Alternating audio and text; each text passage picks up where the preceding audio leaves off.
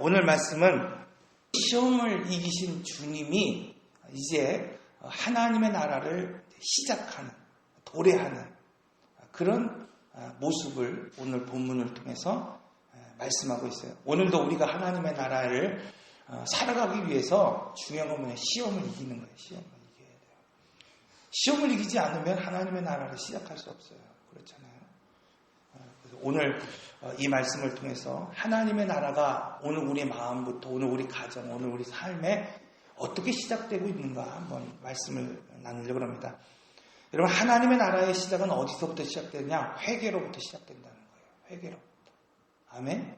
네. 여러분, 하나님의 나라는 어디서부터 시작되느냐? 우리의 마음이 회개하고 돌이키는 것부터 시작된다. 오늘 말씀을 보면 이때부터 예수께서 비로소 전파하여 이르시되 회개하라, 천국이 가까웠느니라.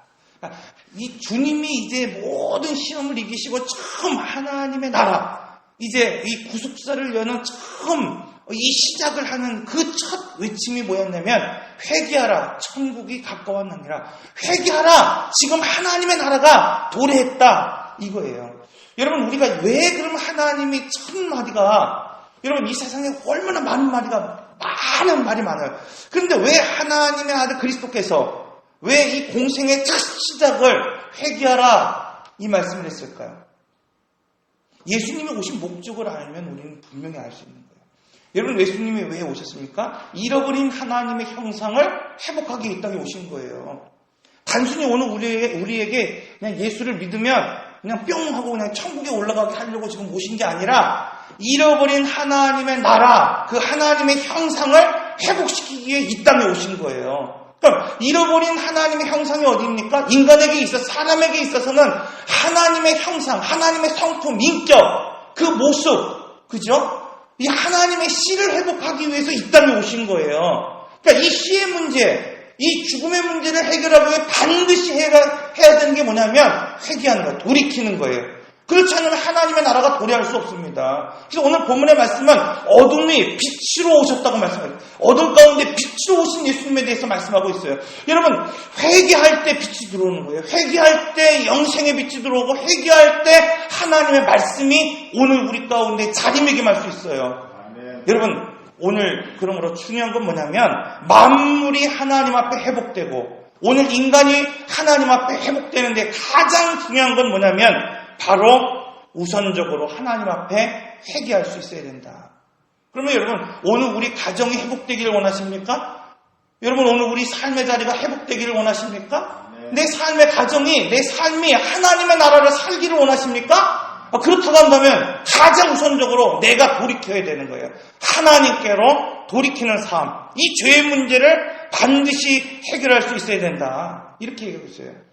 그런데 많은 사람들이 이 회개의 문제를 후회한다는 것과 좀 생각할 때가 있어요. 비슷하게 여길 때가 있단 말이에요. 후회라고 하는 건 뭐냐면 과거의 삶을 자기의 과거의 삶을 뒤돌아보며 후회하고 통탄하는 거예요. 통탄하는 거. 과거를 보며. 그러면 회개는 뭐냐? 미래를 바라보며 돌이키는 거예요. 미래를 향해서. 이제 과거의 모습을 계속 통탄하고 과거의 모습을 막 이렇게 하는 게 아니라 이제 내가 미래를 향해 새로운 삶을 결단하는 것. 이게 이제 회개입니다. 회개예요. 근데 많은 사람들은 늘 뭐하고 있는 거예요? 후회하고 있어. 후회. 과거의 삶에 대해서 하루에 12번씩 막 기도하는 거예요. 그런데 새로운 삶에 대한 결단이 없습니다. 그러니까 후회가 되는 거지 회개가 되는 게 아니에요. 회개는 여러분, 이제 오늘 우리가 하나님 앞에 내 죄를 고백하고 내가 이런 삶을 살았다는 것을 고백했다고 한다면 이제는 하나님 앞에 뭐예요? 새로운 삶을 살기로 내가 결단하고 힘들어도 어려워도 그 길을 향해서 한 걸음 방향을 바꿔서 나가는 거예요. 주도권이 바뀌는 것, 이것이 바로 회개의 정확한 표현입니다. 그래서 회개라고 하는 것을 우리는 돌아섬이라고 말할 수 있죠. 구약에서 회개에 대한 명사는 없어요. 사실은 슈브라고 하는 동사가 있습니다. 슈브라고 하는 동사. 이 동사는 무엇이냐면은 바로 무엇으로부터 돌아왔다라는 거예요. 어디로부터 내가 돌아왔다. 이것을 슈브라 그래요. 슈브라고. 오늘 우리가 어디서부터 돌아왔냐? 죄악에서부터, 악한 행실로부터 돌아올 때, 어디로 돌아와야 돼요? 하나님께로 돌아오는 거예요. 하나님이 원하는 자리로 돌아오는 거예요. 잃어버렸던 그 형상을 다시 회복하는 거예요. 그때 뭐가 되느냐? 회개다, 휴보한다 이렇게 이야기하고 있죠. 그런 의미에서 여러분 오늘 말씀은 바로 악에서부터 멀리 떠나고 하나님께로 향하는 것, 이것이 바로 회개다 이렇게 말씀하고 있습니다. 그래서 오늘 우리가 전 시간에 그런 말씀을 드렸잖아요. 우리가 구약에서 이렇게 회개한다, 돌이킨다, 결단한다라는 의미가 뭐예요? 으뜸을 하나님 앞에 드린다. 으뜸을 하나님 앞에. 그러니까 여러분, 내가 회개했다고 하는 건 뭐냐면 다시 하나님이 원하는 질서 안에 내가 들어가는 거예요. 하나님이 원하는 삶으로 들어가는 거예요. 그러니까 이스라엘 백성들에게 하나님이 구원하실 때 이 홍해를 건너면서 그들에게 언약하시고 결단하게 하신 것이 있어요. 그것이 뭐냐면 바로 으뜸을 드리는 거예요. 첫 것을 하나님 앞에 드리는 거예요. 왜? 첫 것은 하나님의 것이기 때문에. 그래서 시간을 하나님 앞에 드리고 물질을 하나님 앞에 드리는데 으뜸의 것, 첫 것을 하나님 앞에 드릴 수 있는 삶을 살 수 있느냐? 이거예요. 이거예요. 두 번째 뭡니까? 무교병을 먹으라는 거예요. 무교병을 먹으라는 거예요. 이제는 옛 과거의 음식, 과거의 습관으로 살지 말고 하나님이 원하시는 음식, 하나님이 원하시는 삶의 결단을 가지고 살아갈 수 있느냐? 그렇죠. 유교병을 먹어서 안 된다. 이게 결단입니다. 이게 결단이에요. 맛이 없어도 힘들어도 무엇 먹는 거예요? 무교병 먹는 겁니다. 세 번째, 구름기둥과 불기둥을 쫓으라는 거예요. 구름기둥과 불기둥. 그래서 이스라엘 백성들이 이 38년 동안 뭘 쫓는 거예요? 구름기둥과 불기둥을 쫓아요. 참 순진해요, 또. 그러니까. 이스라엘 백성들이 구름기둥과 불기둥만 쫓으라니까 불기둥과 구름기둥만 쫓았어요. 진짜로 순진하게 38년 동안. 뭘 쫓아야 되는 거예요? 하나님의 임재를 쫓아야죠. 하나님의 임재를. 그러니까 하나님의 형상을 쫓는 사람들이 있어요. 그냥 내가 성경책 들고 다니면은 그게 그냥 그건지 알고 그렇게 쫓아가는 사람이 있단 말이에요.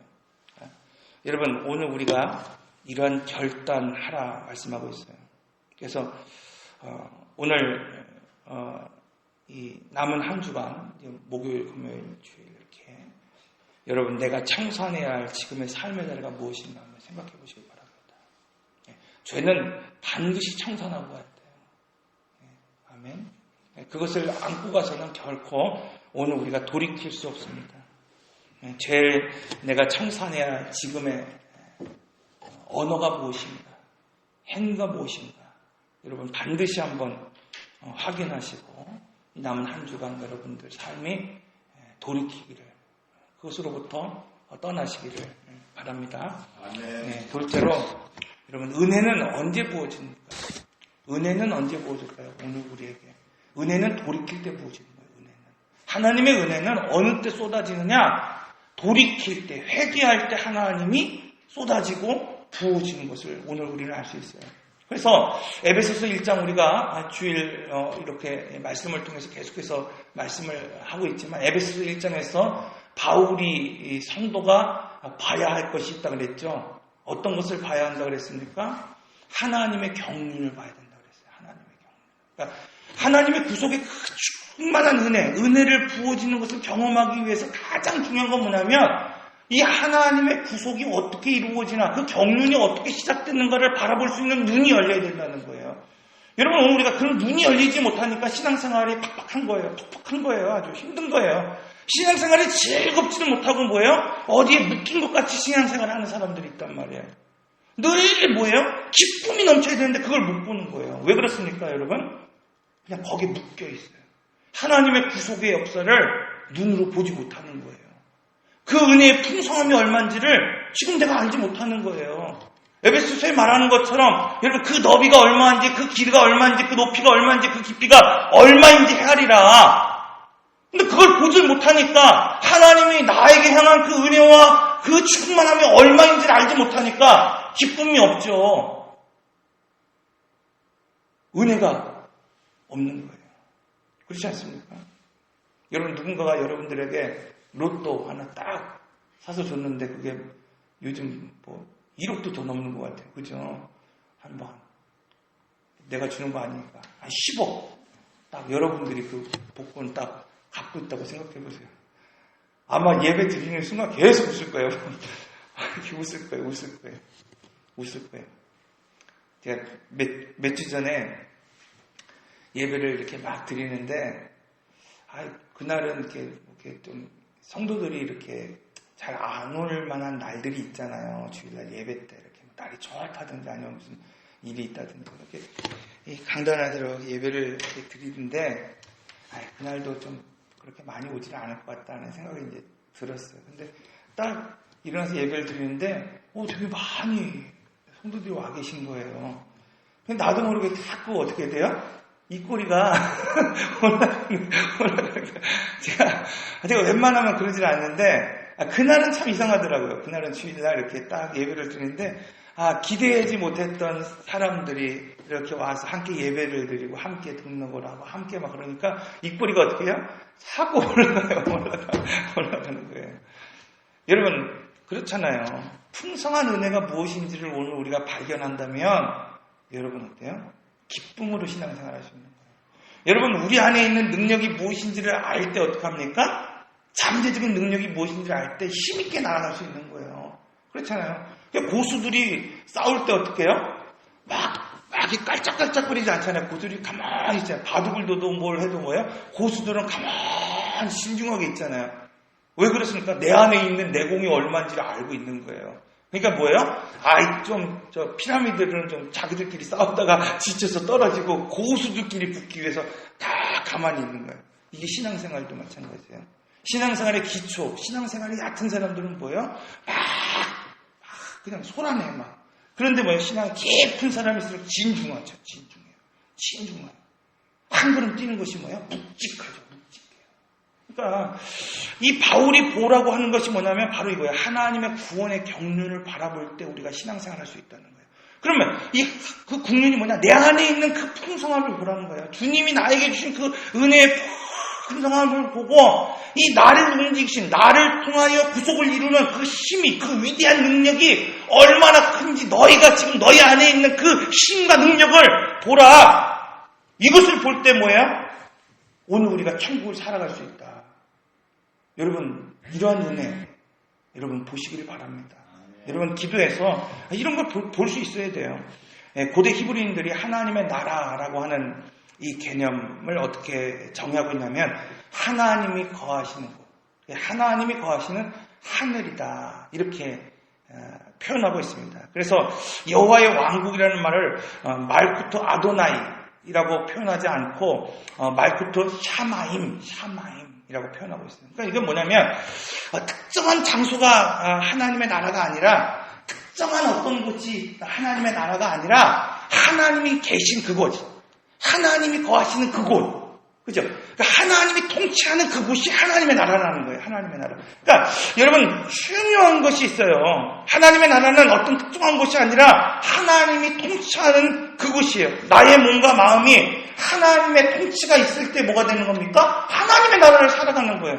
목사라고 해서 하나님의 나라를 살아가는 것이 아니라, 오늘 우리가 교회에 있다고 하나님의 나라를 살아가는 것이 아니라 하나님의 통치가 내 안에 있어야 되는 거예요. 하나님의 다스림이 내 안에 있어야 되는 겁니다. 그러면 내가 하나님의 나라가 없는, 하나님의 교회가 없는 듯한 오지에 나가도, 가나안 땅에 나가도 나는 지금 하나님의 나라를 살아가는 거예요. 여러분, 선교 현장에 교회가 없고 믿는 자가 없을지라도 내가 그곳에서 하나님의 나라를 살아가면, 하나님의 통치 질서대로 내가 살아가면 그것이 곧 하나님의 나라가 되고 하나님의 땅이 되고 하나님의 교회가 된다. 여러분, 이것이에요. 나의 삶의 장소와 공간이 하나님의 통치가 있을 때 그것이 하나님의 나라가 되는 겁니다. 내가 십자가를 걸어놨다고 해서 이것이 교회가 되는 것이 아니라, 내가 십자가를 걸어놨다고 해서 성도의 집이 되는 것이 아니라, 중요한 건 뭐예요? 여러분, 하나님의 나라를 내가 살아가는 거예요. 하나님의 나라가. 그런 의미에서 여러분, 오늘 우리는 지금 하나님의 나라를 살아갈 수 있어요. 내가 지금 어느 곳에 있는 것이 중요한 것이 아니라 내가 지금 하나님의 나라를 살아가는 것이 중요합니다. 내가 찬양을 하고 말씀을 듣는다고 해서 하나님의 나라를 지금 내가 살아가는 것이라고 착각하면 안 돼요, 여러분. 내가 하나님을 알아본다고 해서, 내가 주님의 뜻을 내가 안다고 해서 하나님의 나라를 산다고 말해서도 안 된다는 거예요. 우리가 새벽 예배 오늘 말씀을 나누면서 그런 말씀을 드렸잖아요. 가다라 지방에 귀신 들린 그 사람, 두 사람이 있었는데 그 귀신 들린 사람이 예수님을 보고 뭐라 그랬습니까? 하나님의 아들이요 라고 고백하잖아요. 귀신이 하나님의 아들이라고 고백해요. 그렇잖아요. 바리새인도 선지자도 하나님의 아들을 고백하지 못하는데 귀신이 하나님의 아들을 고백한다는 거예요. 그리고 뭐라고 말합니까? 때가 이르기 전에 왜 오늘 우리를 괴롭게 하십니까? 때가 이르기 전에 왜 와갖고 나를 괴롭게 하냐는 거야. 당신의 때가 아직 아닌데 왜 와갖고 나를 힘들게 하냐 이거예요. 그럼 돌이켜 얘기하면 뭐예요? 지금 귀신은 하나님의 아들을 알아요. 예수님을 딱 보는 순간 그가 누구인지 아는 거예요. 두 번째 뭘 아는 거예요? 하나님의 때를 그가 알았다는 거예요. 여러분 그런데 이 사단은 하나님의 통치 안에 들어오지 못했어요. 그렇죠? 여러분 알아본다고 해서 온전한 믿음 생활을 하는 게 아니에요. 알고 있다고 해서 오늘 우리가 신앙생활하는 것이 아닙니다. 하나님의 질서 안에 들어오지 않으면 안 된다는 거예요. 신앙생활하면서 이게 중요해요. 많은 사람들은 내가 아는 거로 믿음이 있다라고 얘기합니다. 믿음이 있다고 생각해요. 아는 거로 내가 신앙이 있다고 생각한단 말이에요. 근데 그것이 아니라는 거예요. 질서 안에 들어올 때. 그리스도 안에 있을 때. 그래서 이런 피 묻힌 게 중요한 게 아니라 양 문설주와 인방에 피 묻힌 게 중요한 게 아니라 더 중요한 건 뭐예요? 그 피 묻힌 집안에 들어가 있는 거죠. 그러니까 하나님이 피를 바르라고 하는 것도 중요하지만 더 중요한 거는 그 안에 들어오는 것이 중요한 거예요. 여러분 오늘 우리가 신앙생활하면서 중요한 건 뭐냐면 그리스도 안에 내가 있어야 된다는 거예요. 내가 아는 지식으로 피를 바르는 게 중요한 게 아니라 그리스도 안에 내가 살아가고 있느냐, 그 통치 안에 내가 내 가정을 꾸리고 있는가, 내 자녀들을 그렇게 양육하고 있는가, 내 가정의 삶의 원칙이 그런 원칙으로 내가 지금 살고 있느냐, 이게 더 중요하다고 말씀하고 있습니다. 그러면 여러분 우리가 작든지 크든지 이 하나님의 질서 안에, 하나님의 말씀 안에 오늘 우리가 살아가는 그러한 훈련, 인격, 인품 그거 만들어가는 거예요. 그래서 우리가 심야 기도회 때 그런 말씀을 드렸잖아요. 성령을 받는 것은 쉬워요. 성령을 받는 건 누구나 쉽단 말이에요. 한순간에 그냥 부어주신단 말이에요. 그런데 그 성령을 관리할 수 있는 인격과 인품으로 만들어지는 것이 중요하다는 거죠. 성령을 받아갖고 한순간 쓰임받고 버림받은 사람들이 얼마나 많이 있습니까? 대표적인 구약의 인물은 사울이에요. 사울. 그가 성령에 취해서 노래하고 성령에 취해서 살았잖아요. 그런데 그 성령의 뜻대로 살아갈 수 있는 만한 인격과 인품이 되지 못하니까 결국 하나님이 어떻게 합니까? 버리시잖아요. 성령 받았다고 해서, 은사 받았다고 해서 내가 막 자랑할 게 아니에요. 그거 관리할 수 있는 능력, 인품, 인격, 하나님과 교통할 수 있는 삶, 그 지성소로 들어가서 늘 말씀으로 살아갈 수 있는 그 삶의 모습을 갖추지 않으면 결국 뭐예요? 한순간 쓰임받다 버림받는, 안타깝지 않습니까? 오늘날 한국교회 목회자들을 바라볼 때 한 시대를 정말 주님이 쓰시는 것처럼 바람처럼 폭풍처럼 쓰였던 그 사람들이 다 무너지잖아요. 그런 교회들이 얼마나 많았습니까? 다 무너지지 않습니까? 왜 그렇습니까? 그런 인품을, 그런 성품을 만들지 못했기 때문에 그렇다는 거예요. 그러므로 여러분, 오늘 우리가 하나님의 질서대로 살아갈 수 있는 오늘 우리 가정이 되시길 바랍니다. 적게 알아도 조금 알아도 오늘 우리가 하나님의 인품을 닮아가는 게 중요해요. 하나님의 성품을 내가 정말 본받는 게 중요합니다. 남은 한 주간 여러분 나의 인격과 성품을 다듬고 그래서 내 말과 행동을 다듬어서 하나님의 나라를 살아가는 그런 성도들. 내가 이웃들을 만날 때 세상의 사람들을 만날 때 뭐예요? 나를 통해서 뭘 보여줘야 되는 거예요? 그리스도가 보여줘야 돼요. 그리스도가 보여줘야 돼요. 내가 막 성경책 갖고 다니고 여기 나는 이게 어디 교회 교인입니다 이렇게 막고 달고 다니고 띠 두르고 다닌다고 중요한 게 아니잖아요. 중요한 게 아니에요. 저 사람을 볼 때 어떻게 해요? 하나님의 성품이 보여져요. 하나님의 성품이 보여지는 그런 성도의 삶을 살아가시길 바랍니다. 마지막으로 하나님의 나라를 경험한 사람의 특징은 어떤 특징을 갖고 있느냐? 하나님의 나라를 세워가는 동역자가 된다는 겁니다. 그러니까 하나님의 나라를 내가 지금 경험했다고 한다면, 내가 하나님의 나라를 보았고 그것을 경험하며 살아갔다고 한다면 결국 어떻게 되느냐? 하나님의 나라를 동역하는 자가 된다는 겁니다. 예수님은 환경이 아니라 사람에게 관심이 있죠. 한 사람을 세우기 위해서, 한 사람을 얻으시기 위해서 어떻게 합니까? 환경을 배열한다 그랬어요. 환경을. 그래서 출애굽기를 통해서 환경을 배열하시는 하나님에 대해서 배웠잖아요. 아브라함과의 언약을 이루기 위해서 애굽의 왕조를 바꿨어요. 요셉이라고 하는 사람이 애굽의 총리가 될 수 있는 이유는 뭐냐면 애굽의 왕조를 하나님이 바꾸셨기 때문에 그래요. 애굽은요, 원래 이 애굽 그 민족들이 있는 원민족이 지배하는 왕조가 있었고, 히소스 왕족이라고 하는 3개월의 왕조가 있었습니다. 그러니까 요셉이 등극하는 그때, 요셉이 지금 총리가 되는 그때의 왕조가 히소스 왕조예요. 즉 3개월의 이방의 왕조가 넘어와서 왕조를 세운 거예요. 그러니까 당연히 이 왕조가 어떤 사람들을 기용하겠습니까? 셈족계열의 이방인들을 등용하겠죠. 그러니까 이 요셉이라고 하는 한 사람을 하나님이 쓰시기 위해서 애굽의 왕조를 다 바꾸신 거예요. 하나님의 관심은 어디에 있습니까? 환경이 아니에요. 환경이 아니에요.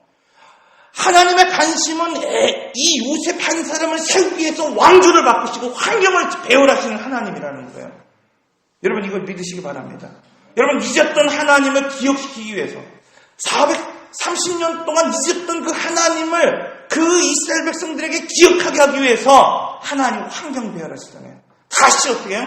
애굽의 왕조로 만드시고 고난을 주시고 그들의 남자들을 다 죽이게 하시고 나일강에 던지게 하고, 그래서 뭐예요? 이 고난을 통하여 하나님을 기억하게 만드시잖아요. 여러분 이게 하나님이에요. 이게 하나님입니다.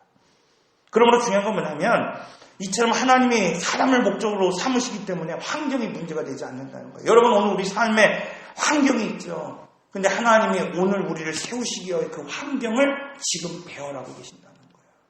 오늘 이 모세를 80여 년 이 세월 동안 기다리셨던 그 하나님, 한 사람을 세우기 위해서 오늘 우리를 기다리시는 거예요. 환경을 배열하시고 기다리고 함께 계십니다.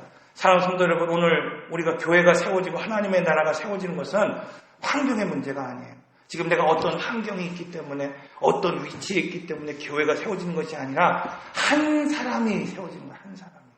지금 나 한 사람이 하나님이 준비된 그 한 사람이 세워질 때 가정이 세워집니다. 아멘. 여러분이 세워지셔야 돼요. 먼저 들은 오늘 우리가 모세와 같이 요셉과 같이 세워질 때 하나님이 그 사람을 통해 뭘 합니까? 하나님의 나라를 세워가는 거예요. 나를 하나님의 대행자로 삼으시는 거예요. 하나님이 이 아브라함과의 언약을 지키시기 위해서 요셉이라고 하는 사람이 고난과 역경을 통해서 하나님의 대행자로 세우시는 거예요. 하나님이 이스라엘을 구원하기 위해서 모세라고 하는 그 사람을 80년 동안 하나님의 고난으로 또 이 광야의 삶으로 하나님 훈련하시고 환경을 다 배열하시고 마지막 80세가 되는 그때에 어떻게 합니까? 하나님이 쓰시는 거예요. 여러분, 그러면 오늘 우리가 한 사람으로 준비돼야 돼요. 모세와 같은 사람으로, 달과 같은 사람으로 여러분 준비되어서 하나님의 나라를 여는, 그래서 오늘 말씀처럼 시작된 그 하나님의 나라, 여러분의 마음 가운데 하나님의 나라가 시작되기를 바랍니다. 여러분의 가정부터 하나님의 나라가 시작되시기를 바랍니다. 그래서 오늘 이 말씀처럼 여러분 정말 회개로부터 지금 하나님의 나라를 시작하시기 바랍니다. 이 시간 우리 함께 기도하기를 원합니다. 여러분 정말 하나님의 나라가 시작되기를 원하십니까? 그렇다고 한다면 지금 이제 여러분 오늘 말씀처럼 회개로부터 시작해야 됩니다. 나의 옛 습관, 돌이키는 것으로부터 시작돼요. 이제 후회하지 말고 이제 후회는 좀 내려놓고 이제는 뭐 해야 됩니까? 미래를 향해서, 하나님을 향해서 내가 어떤 결단을 가지고 나갈 것인지 돌이켜 한 걸음 내딛는 게 중요해요. 여러분 내가 유턴하는 거예요. 내 삶의 다리를 방향을 바꾸고 내 삶의 원칙을 바꾸고, 여러분 이 결단이 지금 필요하다고 말씀하고 있습니다. 여러분 이제 오늘 말씀을 깨닫고 여러분 다시 한번 하나님의 나라가 오늘 우리 가운데 없다고 한다면 여러분 회개로 이 시간 하나님의 나라를 시작하시기 바랍니다. 은혜는 이렇게 돌이킬 때 시작됩니다. 여러분 내 삶의 자리가 지금 돌이켜졌습니까? 그때 은혜가 부어지는 거예요. 여러분 막힌 것 같고 힘든 것 같고 아무것도 열린 것 같지 않지만 순종하고 무릎 꿇을 때 하나님의 은혜가 부어지는 거예요. 하나님이에요. 순종하고 요단강에 들어갈 때 문둥병이 낫는 것처럼 하나님이 지금 순종하기를 원하고 계십니다. 내 삶이 지금 돌이킬 수 있는 그러한 시간을 가질 수 있도록 여러분 결단하시기를 바랍니다. 이런 하나님의 나라를 여러분 경험했다고 한다면 이제 하나님이 여러분의 삶 가운데 원하시는 것은 동역자로 하나님의 나라를 세우기를 지금 원하고 계십니다. 여러분 이 믿음을 가지고 이 시간 우리 함께 우리 통성으로 같이 기도하는 시간 갖도록